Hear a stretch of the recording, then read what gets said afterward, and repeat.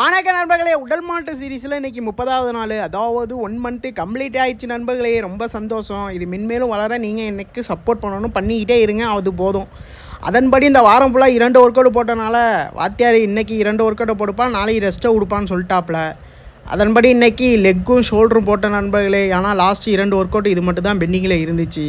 லெக்கை பொறுமையாக 3-15 rep 3 set 3 work out தான் நண்பர்களே போட்டேன். ஏன்னா மொத்தமாக 6 ஒர்க் அவுட் போடுற கணக்கு, ஷோல்டருக்கு 3 இல்லை. அதன்படி லெக்கை பொறுமையாக போட்டு முடிச்சதுக்கப்புறம் ஷோல்டரு நண்பர்களே, ஷோல்டருக்கு ஒரு 3 ஒர்க் அவுட்டை போட்டு முடிச்சுட்டு நண்பர்களே வீடியோ போட்டுட்ருக்கேன். போரிங்காக போட்டுட்ருக்கேன்னு நினைக்கிறேன். யாருமே ஃபாலோ பண்ண மாட்டேறீங்க. போரிங்காக இருந்தாலும் பரவாயில்ல, ஃபாலோ பண்ணுங்கள். உடம்பை மாற்றினதுக்கப்புறம் உங்களுக்கு தெரியும்.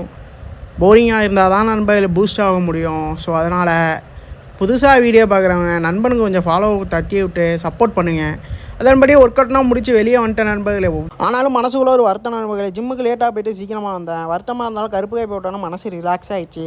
மத்தியானத்துக்கு சப்பாத்திக்கு மாற்றாக கொஞ்சம் ரைஸ் எடுத்துக்கிட்டேன் நண்பர்களே. நல்லாவே இருந்துச்சு சாப்பாடு. கடையில் தான் சாப்பிட்டேன்.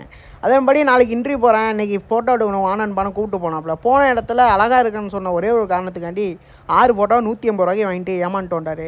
பேலன்ஸாக சந்தனப்பட்டு வச்சு கழிச்சிக்கிறாப்புலையா. நண்பர்களே, நைட்டு சாப்பாடு கிடையாது. கருப்பு காப்பியோட கதையை முடிச்சுக்கிறேன். நன்றி.